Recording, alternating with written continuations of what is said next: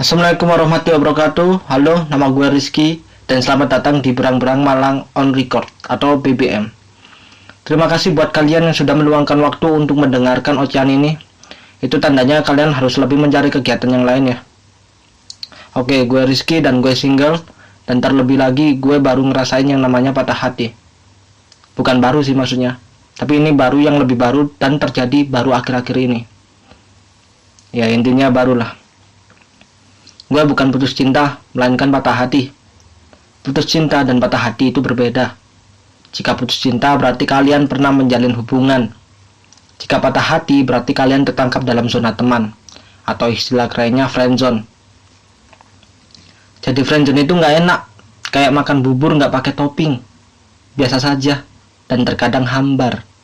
Dan rasa itu, gue rasain. Gue pernah suka sama seseorang, perempuan tentunya ya. Rambutnya panjang, parasnya cantik, orangnya lebih tinggi dikit daripada gue. Gue 163, dia 173. Jadi kalau ketemu dia, gue selalu nggak bisa bedain yang mana muka, yang mana leher karena kulitnya sama-sama putih ya. Gue bingung banget kenapa dia bisa seputih itu. Mungkin dia rajin luluran sama semen putih bangunan, kita juga tidak pernah tahu ya. Yang gue tahu dia putih banget. Sedangkan gue, warna kulit gue bertolak belakang men sama warna kulit dia. Jadi kalau kita jalan, sering dikira kue lapis dua warna. Warna putih sama hitam. Bayangin guys. Agak menyedihkan sih emang. Tapi tentunya gue lebih tua daripada dia ya. Dan dia adalah cinta pertama gue di sekolah. Namanya Wawan. Bercanda. Namanya Silvi. Dia adik kelas gue. Dan menurut gue, dia adalah cewek yang realistis. Gue kenal dia saat dia diangkat menjadi ketua tim Go Green. Saat itu dia dipanggil ke depan setelah pelaksanaan upacara hari Senin. Dan saat itu juga gue tahu bahwa mata buaya tidak bisa berkedip saat dia berpidato. Ya salah satunya gue sih. Tapi gue bukan buaya ya. Karena gue sadar, gue gak terlalu cakep. Karena kata teman gue lebih mirip botol kecap yang ada di warung dengan posisi terbalik, yang label mereknya udah copot. Dan anehnya gue menerima pendapat itu. Keren. Tapi siapa sangka, cowok yang kayak botol kecap terbalik seperti gue ini masih ada niat untuk mencoba mendekati cewek cantik seperti dia. Tapi hal itu tidak menutup kemungkinan kalau si Silvi langsung disukai oleh banyak cowok yang satu sekolah sama gue. Karena kata anak-anak, IG-nya sekarang udah naik menjadi 10.000 followers dari 1.000 followers. Dan terakhir gue lihat, bahkan Pak Kebun di sekolah gue aja sampai ngefollow dia tanpa nge-DM dan meminta fallback. Keren kan? Dan anehnya, gue juga ikut ngefollow si Silvi ini guys. Gue punya temen, namanya Agus. Dan dia adalah guru gue dalam percintaan. Ya meskipun gue tahu, gue adalah saksi saat dia ditampar pakai ikan asin sama cewek-cewek yang udah pernah deket sama dia. Dan sekali lagi, anehnya gue masih percaya dengan omongan si kampret ini. Kata Agus, gue harus berani dalam mengambil langkah jika ingin menembak cewek yang gue suka.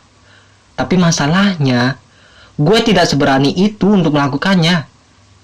Di samping banyak cowok yang suka sama Silvi, gue juga takut kalau gue akan bernasib sama seperti Agus yang ditampar ikan asin sama cewek. Tapi kata Agus, itu merupakan sebuah pengalaman yang menyenangkan dalam mencari cinta. Dan katanya ditampar ikan asin itu enak. Gurih-gurih keras gimana gitu katanya, gue lupa. Gue cerita sama dia kalau gue jatuh hati sama Silvi. Habis itu dia tertawa dong. Lalu dia bilang, hahaha, ternyata tinggi badan dan pikiran otak lu sama ya, sama-sama pendek. Gue dalam hati berkata, kampret nih orang. Tapi gue sabar aja dan tetap diam. Lalu dia memberikan saran ke gue, kalau gue harus nge-DM dia dan mengajak dia jalan-jalan. Gue kaget dong. Ya karena gak secepat itu ngajak jalan cewek yang baru kita kenal. Lagian dia pasti tidak mau, karena dia tidak mau dianggap berjalan sama tuyul. Tapi si Agus memaksa gue dan menyuruh gue untuk segera nge-DM Sylvie. Gue inget banget tuh Agus nyaranin untuk ngetik apa pada saat itu, gue inget banget beneran. Dia menyuruh gue untuk mengetik, "Hai Sylvie, gue Rizky, kelas 12. Kamu mau nggak jalan-jalan sama cowok seperti gue? Kalau nggak mau, gue akan nangis di pojok dapur lalu menyiram badan gue dengan minyak ikan, ditambah dengan bekas-bekas oli samping. Pasti enak." Begitu isi chatnya. Gue nggak terima dong. Gue nggak terima kan. Gue mau menghapus tuh DM, tapi sama dia dilarang. Dengan kata-kata motivasi penyemangat seorang single dikala sedang mengejar cinta. Lu harus rela berkorban dalam mengejar cinta lu. Lu nggak mau kan akan tetap sendirian seperti ini? Begitu katanya. Dan anehnya lagi, gue menuruti apa katanya itu. Meskipun harga diri gue mulai larut dalam minyak ikan ya. Aneh banget. Tapi lebih anehnya lagi, setelah gue nge-DM pesan teks itu kepada si Sylvie, gak berselang waktu lama, ada 2 notifikasi muncul dari Instagram gue. Gue segera mengecek kan, dan benar saja dong, Sylvie nge-follow back IG gue, lalu dia ngebales DM gue. Dari situ gue berpikir bahwa kriteria cowok Sylvie rendah banget ternyata. Dan itu membuat gue semakin cinta dong sama dia. Dan balasan Sylvie saat itu hanya 2 kata. Iya, mau. Lalu titik. Wah, gue nggak percaya dong saat itu. Gue benar-benar nggak percaya gitu. Dan Agus pun juga nggak percaya. Lalu untuk memastikan, gue DM lagi kan dia. Beneran mau, gue ketik gitu kan. Takutnya dia habis kejedot ubin toilet atau keran wastafel kan kita nggak pernah tahu ya. Kemudian dia ngebales lagi dengan cepat. Ya sekitaran 1 jam kemudian kalau nggak salah. Nggak bercanda. Dia membalas DM gue sekitar 5 menitan kemudian. Sekarang jawaban dia cuma 1 kata ya. Yaitu iya lalu titik. Wah, gue semakin seneng dong. Saking senengnya gue jedot-jedotin kepala gue sendiri ke meja kantin ya. Yang di sebelahnya ada botol kecap yang sudah terbalik. Enggak, bercanda. Lebih tepatnya ke ubin kantin sih. Gue langsung ngebales lagi kan, kalau gue akan menjemput dia nanti malam. Dan dia tetap menjawab jawaban yang sama, yaitu iya, lalu titik, udah gitu doang. Agus tidak percaya kalau Sylvie menerima gue untuk gue ajak jalan-jalan. Saking gak terimanya dia, hari itu dia langsung menanyai semua siswi yang berada di kantin untuk diajak jalan-jalan. Dan yang gue tahu saat itu ubin kantin dipenuhi ikan asin dan Agus udah gak terlihat lagi. Guys, ada kemungkinan gak sih kalau Agus menjadi salah satu dari ikan asin yang ada di sana? Tulis di komen ya. Singkat cerita, malamnya gue jemput dia ke rumahnya pakai sepeda motor persneling. Gue jalan menuju ke rumahnya sesuai alamat yang dia berikan ke gue. Sesampainya di sana, gue baru tahu kalau ternyata si Sylvie ini anak orang kaya. Rumahnya gede, mobilnya banyak, satpamnya 2, ART-nya 4, yang 1 bungkus, karetnya 2 pedes, tahunya dipisah, bumbu kacangnya banyakin. Bercanda. Itu rujak.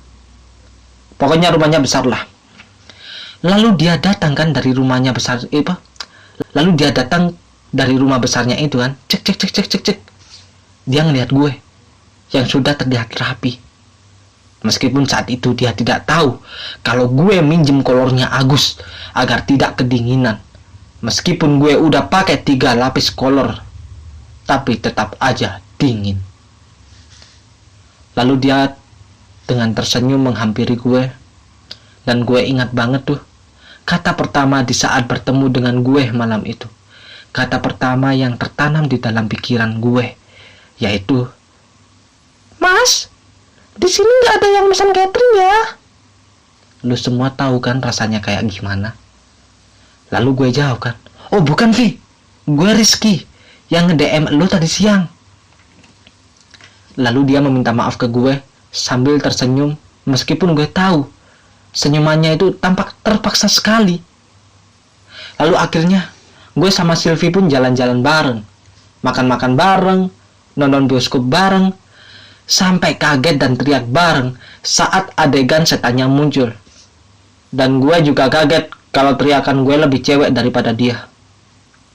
Usai semua itu, gue antar dia pulang. Lalu kita tukeran nomor handphone. Gue seneng banget tuh, karena gue udah dapat nomornya kan. Gue buru-buru balik, lalu lanjut chattingan sama dia. Dan dari sinilah masa PDKT gue berawal.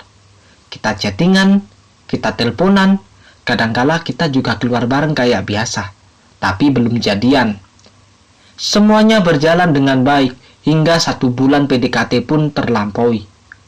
Gue cerita sama Agus soal ini, dan Agus nyuruh gue untuk segera mengungkapkan rasanya ke dia. Karena katanya, gak akan lama, Sylvie akan banyak menerima ungkapan rasa cinta dari cowok-cowok yang suka ke dia. Dan katanya, gue harus menjadi orang yang pertama untuk mengungkapkan perasaan gue ke Sylvie. Dan bodohnya gue dengerin apa kata si kampret itu dong untuk melepas status kejombloan ini. Akhirnya gue memutuskan untuk mengajak dia jalan-jalan lagi, dan dia mau. Akhirnya malam itu kita jalan-jalan bareng lagi. Gue masih bertanya-tanya kenapa dia tetap mau jalan-jalan sama gue. Apakah mungkin selera cowoknya si Sylvie ini kayak gue? Atau gimana, gue masih belum tahu. Lalu ada waktu dikala gue membawa si Sylvie ini ke sebuah taman yang sangat indah. Taman yang dipenuhi dengan pemandangan bergandengan tangan dan baju couple di mana-mana. Dalam hati gue berkata, alay banget. Tapi gue berencana untuk membuat baju couple sama si Sylvie ya, kalau dia nanti menerima cinta gue. Karena walaupun terlihat alay, tapi sepertinya seru juga. Gue duduk di bangku taman yang kayu yang panjang itu. Lalu gue ngobrol-ngobrol sebentar sama dia. Biasa basa-basi. Gue tanya kabar nyokap bokapnya, kabar satpamnya, kabar ART-nya, bahkan kabar dari seluruh benda di rumahnya. Gue tanyain semua, agar topiknya lebih panjang gitu. Meskipun dia hanya menjawabnya dengan satu kata, baik, baik, baik kok mas, baik. Udah gitu aja terus. Terus sampai suatu ketika, waktu pun tiba nih. Gue udah siap banget buat mengutarakan perasaan ke dia. Gue panggil dia kan, Vi. Dia menoleh ke arah gue. Lalu dia bilang, siapa kamu? Enggak, enggak ya, bercanda. Dia bilangnya, apa kak gitu. Lalu gue pegang tangannya kan. Dia menatap gue. Karena gue gak berani menatap matanya, akhirnya gue putuskan untuk melihat lampu taman yang berada di belakangnya. Lalu gue berpidato dulu pada saat itu soal PDKT kita dan apapun lah. Apapun itu, pokoknya hal-hal yang pernah gue sama dia lakukan. Supaya terlihat romantis gitu, kayak di film-film gitu loh. Lalu setelah itu, gue bilang ke dia kalau gue cinta sama dia. Dia kaget dong. Apa? Aku disukai sejenis bunga? Enggak, bercanda. Dia kaget dong. Lalu dia bilang, apa? Kakak suka sama aku? Terus gue bilang lagi.